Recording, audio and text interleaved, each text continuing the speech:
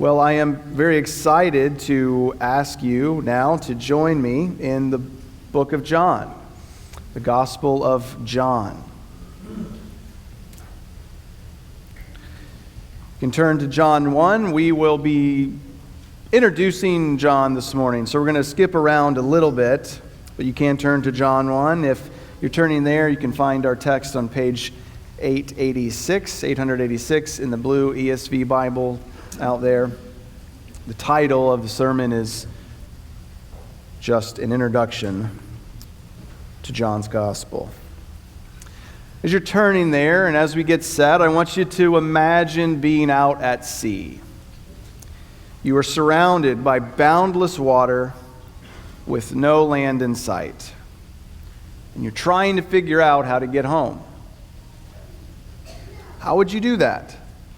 How would you get home? Well, nowadays, you'd probably just hope to be able to rely on the global positioning system, the GPS, the satellite-based navigation system that provides precise location, velocity, and time information to users worldwide. Operates 24/7 in all weather conditions, utilizes a network of at least 24 satellites to calculate the receiver's exact position. Well, what would you have done prior to having such a thing? Well, you'd probably be navigating by the stars. For centuries, sailors have navigated the vast oceans using ancient celestial navigation techniques. Ancient celestial navigation, it's a fascinating blend of art, science, and adventure. It played a critical role in shaping exploration and trade throughout history, enabling explorers to chart new territories, establish connections across the globe. Of particular familiarity to us is Polaris, not the American automotive manufacturer headquartered in Medina, Minnesota, but Polaris, the North Star. That Polaris is located nearly directly above the North Pole, and it's been a reliable navigational point of reference for Northern Hemisphere sailors for a long, long time. By measuring the angle between the horizon and Polaris, sailors could easily determine their latitude. The higher Polaris appears in the sky, the farther north the observer is located. Well, at this point, I've exhausted my knowledge of celestial navigation, so let me jump straight to the point. Today, as I've indicated by the title of the sermon, we are beginning a new sermon series on the Gospel of John. And in order to avoid getting lost along the way, I'd like to establish with you this morning some navigational points that will help us to stay on the correct heading over the coming months, or if we're honest, years. John is a rather long book and could be easy to get lost along the way. And so, to the end of safely making our way through, I've got three main navigational points, if you will, that I want to set before you this morning as we try to get our bearings to this book.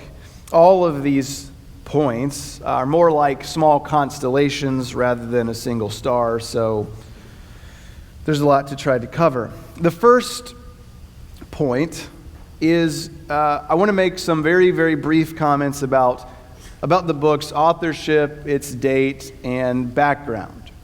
You could think of that as the who, the when, and the whom, or to whom of the book. Second, I want to consider the purpose and the structure of the book. This is the why and the how. And third, I want to highlight some of the major themes that we'll consider and encounter along the way. This would be the what of the book. And we'll jump into chapter 1, Lord willing, next week. First, let's address authorship, date, and background. I don't have a lot to say here, but it is of interest and worth noting. All of these three things especially, will probably be debated until the end of the world, but despite some critical scholarship contrary-wise, I'm taking it as a given that John, the beloved disciple, one of the 12, is the author of this book. It was likely written anywhere from the late 60s AD to the 90s. If I had to pin down a more specific date, I'd say it was sometime in the late 60s, prior to the fall of Jerusalem. That isn't traditionally been the thought, but more and more lately that seems to be likely. As for the audience of the book is steeped, as you will see as we work through it, steeped in Old Testament imagery. It's filled with allusions and quotations to the Old Testament. And yet it's clear that John is writing to people who would have benefited from having certain Jewish customs and practices explained to them. He would not have needed to explain to Jews, for instance, that the Jews had no dealings with the Samaritans, like he explains this in chapter 4, verse 9. He tells them that the Feast of Dedication took place during the winter in chapter 10, verse 22. And so it's likely that he has something of a mixed audience of Greek-speaking Jews and Gentiles, if not predominantly Gentiles. So, I said it was brief. That's the who, the when, and the to whom. A little bit more lengthy now is our consideration of the purpose, the structure of the book. John tells us why he wrote this book. We're not left in the dark. He tells us in chapter 20, verses 30 and 31, he says, "Now Jesus did many other signs in the presence of his disciples, which are not written in this book. But these are written so that you may believe that Jesus is the Christ, the Son of God, and that by believing you may have life in his name." Herein lies our Polaris, our North Star. This is the point to which we must fix our gaze. This is the point to which we must return again and again and again in order to ensure that we are heading in the right direction. To put that statement in a slightly different but still true to what John says form, we would say this: we have come to this gospel in order to encounter Jesus. This encounter, however, is not for the purpose of scratching mere philosophical musings or political or self-help itches. We're not engaging with Jesus in this gospel in order merely to fill our minds with greater knowledge. We're not engaging with Jesus in this gospel primarily to have better marriages, more obedient children, more fulfilling professional lives, bigger savings accounts, or even a better country. All of those things are nice and things that we essentially, for the most part, should seek and desire, and things that the gospel does touch on. But John has set out to bring about something much more significant than that. We are here to encounter Jesus through reading what John has written about him, primarily as it concerns these signs that we will see, so that we may believe. Believe what? We might ask. Well, John tells us. Believe that Jesus is the Christ, the Son of God. Christ and Messiah, they are English transliterations of Greek and Hebrew words that respectively, both of them mean anointed one. And so believe that Jesus is the anointed one, God's anointed one, his prophet, priest, and king, if you will, whom he has sent into the world. Jesus, as the Son of God, communicates to us both that Jesus is one with God and he enjoys fellowship with God. Jesus' sonship means that he has a unique and a special relationship to God. Interestingly, John uses the word son to describe Jesus in this gospel, but he never uses the word son to describe believers. Paul does that all the time, but John doesn't. What John does is he uses the word children to describe believers, not sons. And so there's a a difference? Well, there's a similarity. There's a link between Jesus and believers. Jesus is the Son. We are the children of God. And yet, there's a difference. And so we need to see that as we work our way through this gospel. John wants his readers to believe that Jesus is the Christ, the Son of God. Why? So that they may have life in his name. When we encounter this idea of life in the gospel, physical, organic, earthly life is often in view, but the most central aspect of life in John's mind throughout the gospel, certainly here in this purpose statement, is that of eternal life. Eternal life is not primarily, though, a matter of quantity, but of quality. It's not just unending life, but it is a life of a certain kind. Jesus in John 10 describes it as abundant life. Now, I would dare say that most of us in this room believe these things already. And so we already have this life. Does that mean that John is of no use to us? Of course not. For one, even if you take it as a strictly evangelistic idea, right, that John writes so that we may start believing that Jesus is the Christ, it's still a great benefit to us to be reminded of the ground of our faith, to see Jesus as the Christ, the Son of God. But even evangelistically, do we not have children that do not yet believe that Jesus is the Christ? Do we not have other loved ones or friends that do not yet believe that Jesus is the Son of God? Do you not have neighbors that are, in a manner of speaking, dead while they live because they do not believe, and so they do not have life?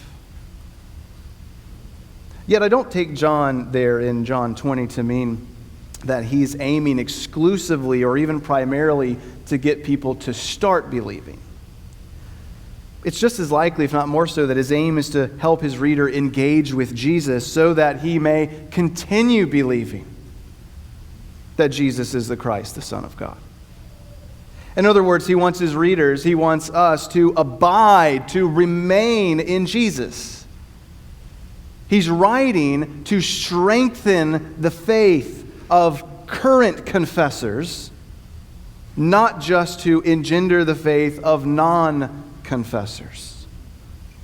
And so, whether you have been believing in Jesus for 40 years, or whether you couldn't imagine someone further from the faith than yourself, this gospel has something for you. Namely, Jesus, who is the Christ, the Son of God. So that's the why. The how, as far as the structure goes, on the face of it, John can be divided into two basic parts, plus a prologue in the first 18 verses of chapter 1, and an epilogue in 21, 1 through 25. Of those two parts, the first main section, chapter 1, 19 through 12:50, pertains to Jesus' public ministry, and the second main part of the gospel, chapter 13, 1 through 31, pertains to the final few days of his life before his death and resurrection, and includes all of that. Those two parts, or two books, have been given various names by commentators throughout the years, the book of signs and the book of glory, for instance. But whatever we call them, the basic content of this gospel can be divided into those two parts. Now, I want to make a few other comments about the structure of the book, because I think it's important to do so a little bit beyond just noting that. Think about the purpose statement again. John told us, as we said above, that he's paying special attention to the signs that Jesus did. Typically, commentators count 7 signs that Jesus performed in this gospel. That's the good news. The bad news is that there's not any exact consensus on what the 7 signs are. John explicitly refers to the first two signs in number. He says the turning water into wine at Cana, that's the first sign, and healing the official son, that's the second sign. After that, he doesn't enumerate any of the other signs, but he does refer to various acts that Jesus does as signs. Jesus heals a crippled man in John 5. This is likely referenced as a sign of healing in chapter 6, verse 2. He feeds 5,000 in John 6. That's called a sign in verse 14. He gives sight to a blind man in chapter 9, called a sign in verse 16. He raises his friend Lazarus from the dead in John 11. That's called a sign in 12:18. And his death and resurrection and appearances in John 19 and 20, seemingly called signs in the purpose statement of chapter 20, verse 30. Those seem to be the 7 most likely candidates. And I note them here now because John mentions them in his purpose statement. And so as we go through the book, we need to make sure to pay special attention to the signs as they occur when John uses this motif throughout. Broadly speaking, though, we do well enough at this point to notice that there's a clear shift that occurs in the story at the end of chapter 12, where Jesus' ministry publicly comes to an end and he engages with his disciples privately on the night of his betrayal, his execution, all of which culminates in his hour where he is glorified by God through his death and subsequent resurrection. So we've oriented ourselves to 2 major navigational points thus far. We've seen these constellations to help us begin to understand this book: the who, the when, the to whom, the why, and the how. Well, third major constellation here is the what, in the sense of what are the things we're going to encounter in this book? What are the themes that we need to consider? And I've got 5. You could probably pick others. All of them could have subsets of other themes, but here are 5. The first is that the Gospel of John works hard to teach us about God. In particular, there's much to be seen regarding the Trinitarian nature of God. This isn't just a generic, abstract articulation of God as Trinity, however, but it is a deep and drawn-out exploration of the personality of each member of the Trinity. While there is an unmistakable unity in God, there is also diversity within God in this gospel. And yet, John, in a manner of speaking, doesn't really make much of an effort to give a tight, logical, systematic rendering of the details of formal theology regarding God's Trinitarian nature, much as we might have liked him to do so. Rather, what he does is he presents to us God as triune through the lens of familial relationships within the members of the Trinity. The Word who was with God and who was God in the beginning is the selfsame Son who was with God and in God and shared the glory of God from the beginning. The Spirit of God and of the Son has a distinct personal identity, and he works in concert with the Father and the Son in both creation and redemption. And so it's not so much philosophical musings on the nature of the Trinity that John gives us, but relational depictions of family life within the Godhead. Beyond the Trinitarian nature of God, however, special focus is given to the person of Jesus, the eternal Word who was and who was with God, who became flesh and dwelt among us, and having seen the Father, has made God known to us. A major component of John's theology of God in this gospel is that apart from the self-revelation of God in Jesus, God cannot be known. This gospel's heartbeat regards the question, how can people know God savingly? And the answer is given over and over again through Jesus Christ.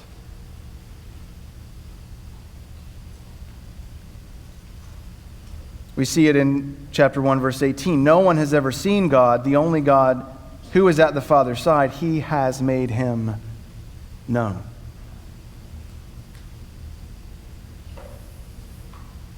Jesus tells his disciples that he is the way to God, and no one comes to God except through him. In John 14. So we think about Jesus as well. We will encounter these sayings that he makes throughout the gospel.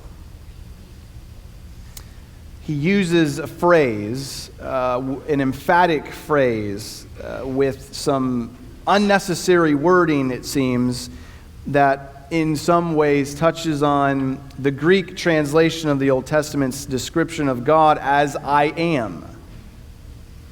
Jesus says, I am the bread of life. I am the light of the world. I am the good shepherd. I am the door. I am the resurrection and the life. I am the way, the truth, and the life. I am the vine. And all of those predicates, all of those things that Jesus says he is there, they call our attention to various images of God throughout the Old Testament.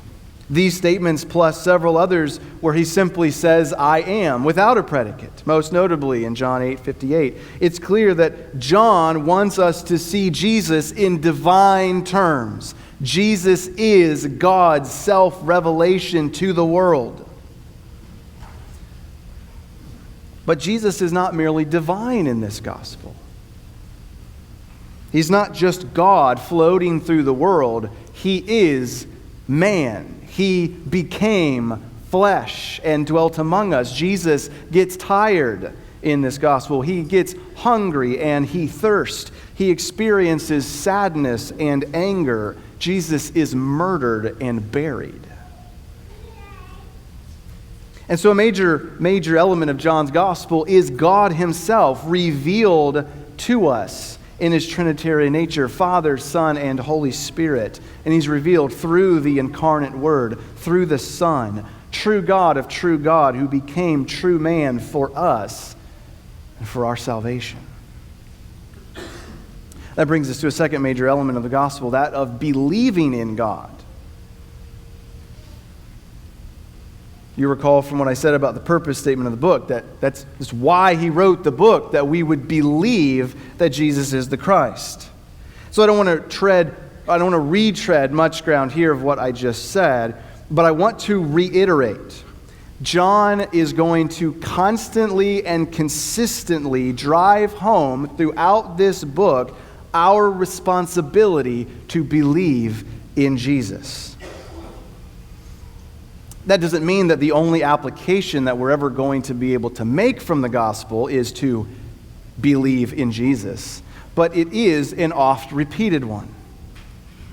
And yet, rather than simply telling us to believe over and over and over again, John mercifully repeats this message, but he does so by giving us contrasting pairs throughout the gospel that fill out our thinking regarding what it means to believe and what it means not to believe.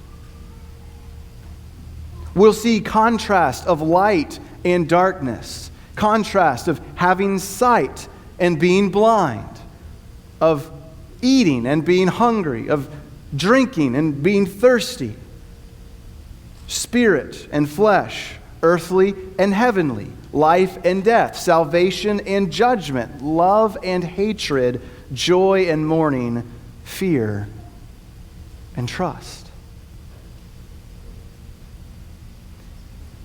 And so as we work through this gospel, let us not grow weary of the constant refrain that we are going to hear in the coming months. Believe.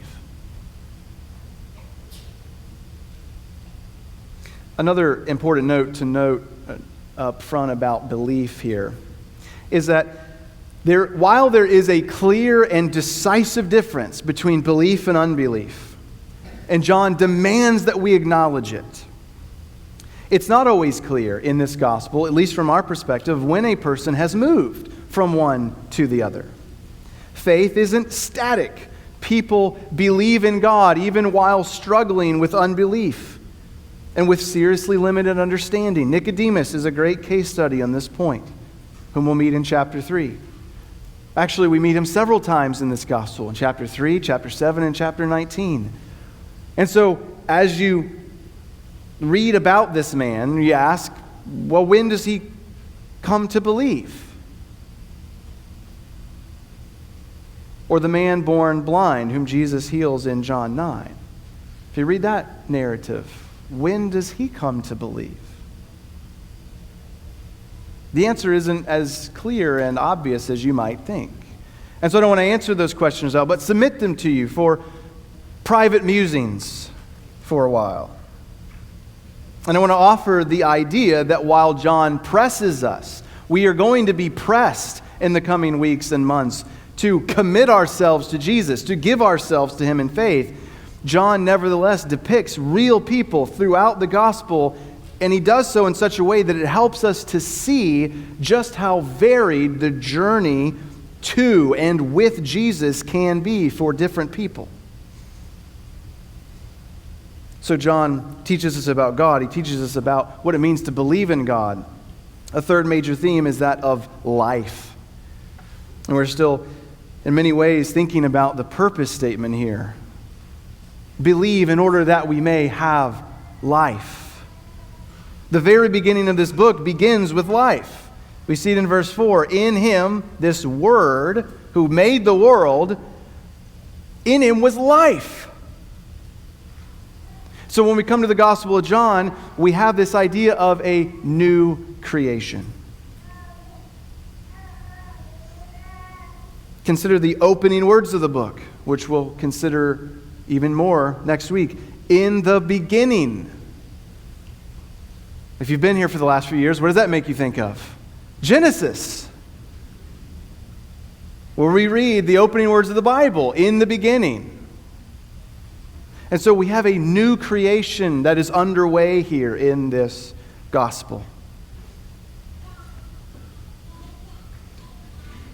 The life that Jesus has and comes to give is the life that stands. It is the life, it's the fulfillment of the life that was given and intended in the garden. As we saw in Genesis, there's a kind of life that Adam and Eve had. There's a kind of life that they were promised. But they started reaching for the promised life in a sinful and premature way, and so they lost hope of it. And they lost the life that they already had. And so in John's gospel, Jesus is a second Adam. He brings with him the life of a new creation that Adam failed to obtain. But he does so in a most unexpected way. By dying and rising again. You see, Jesus doesn't just have life, though, like in the sense that he can lay it down and take it up of his own accord. He has life in that way. But he also has life so that he can give it to others, give it to those whom he wills, says Jesus in John chapter 5. Jesus is the giver of life. John places a great deal of emphasis on the sovereignty of God in salvation.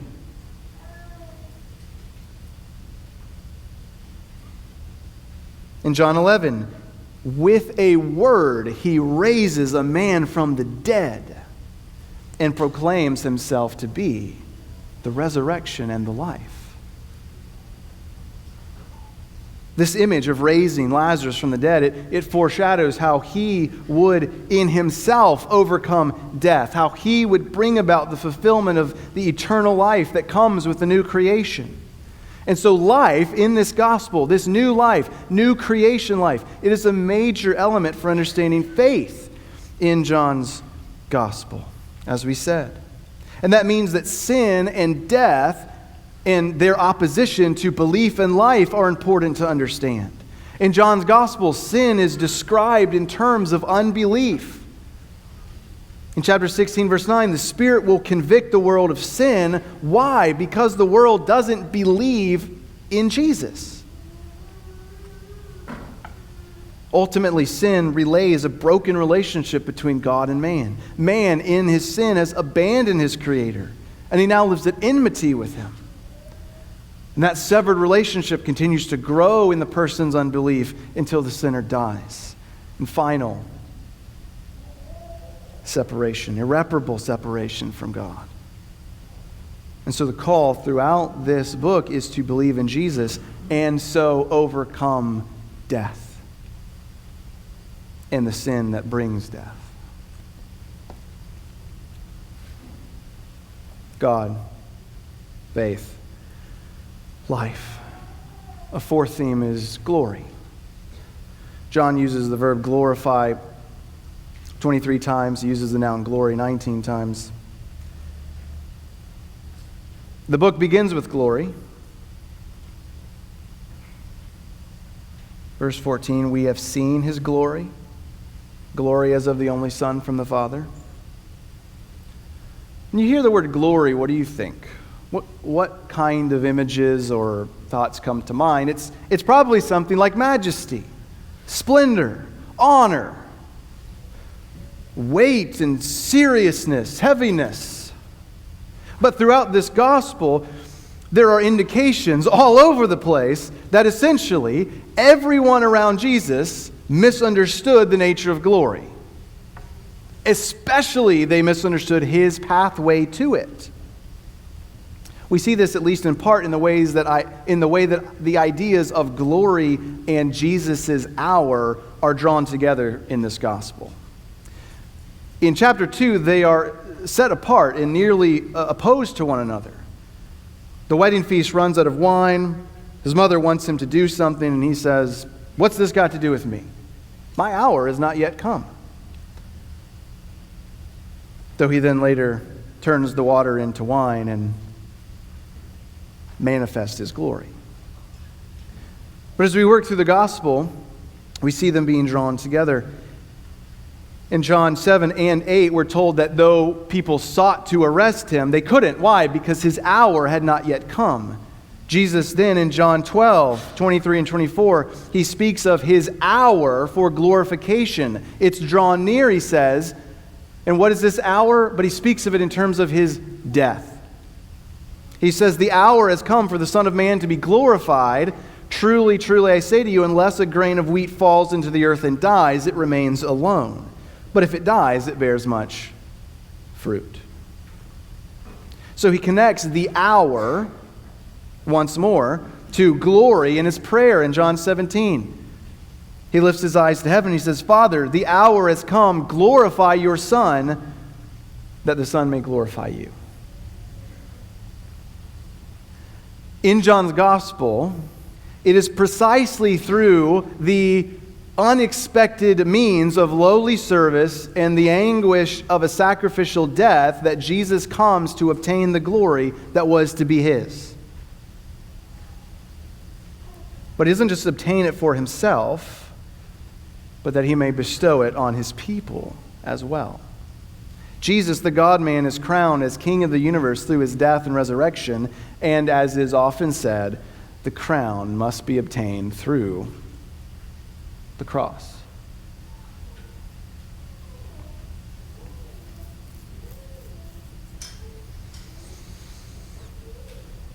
A last major element, love. Love. John teaches us about love in this gospel.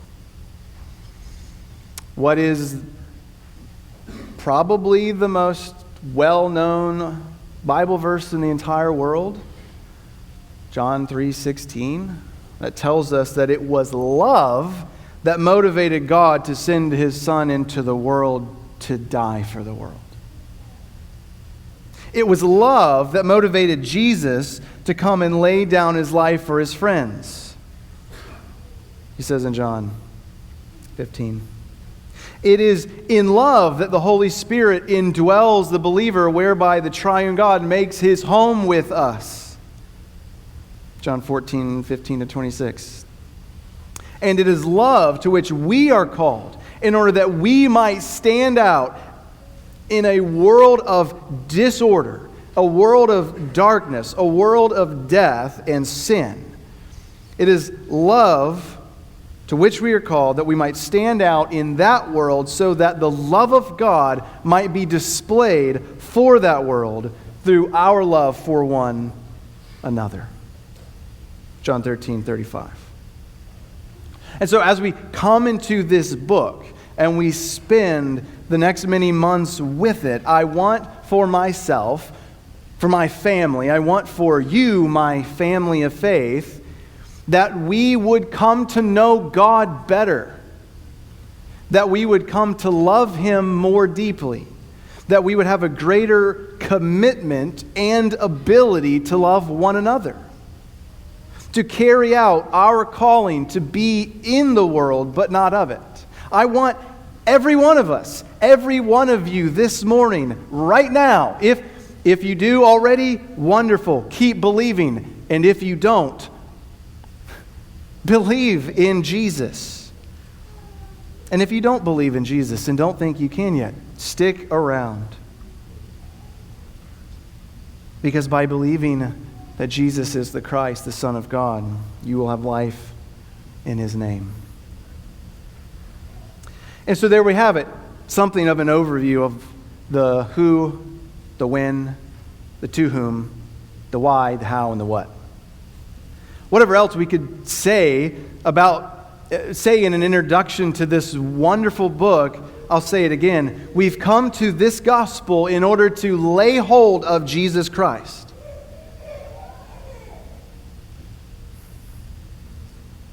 If we keep our eyes fixed on Him, we will make it safely through. We must believe in Jesus. We must believe into Jesus. We must believe Him when He speaks to us in this book in the coming months. We must believe what He says about Himself, about who He is, and about what He's done for us. We must believe and trust in His life, His death, and His resurrection. So, come and see. Come and eat. Come and drink. Come and live.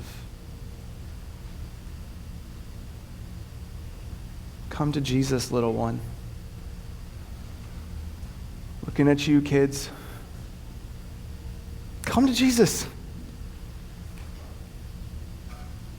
You who are older, come to Jesus.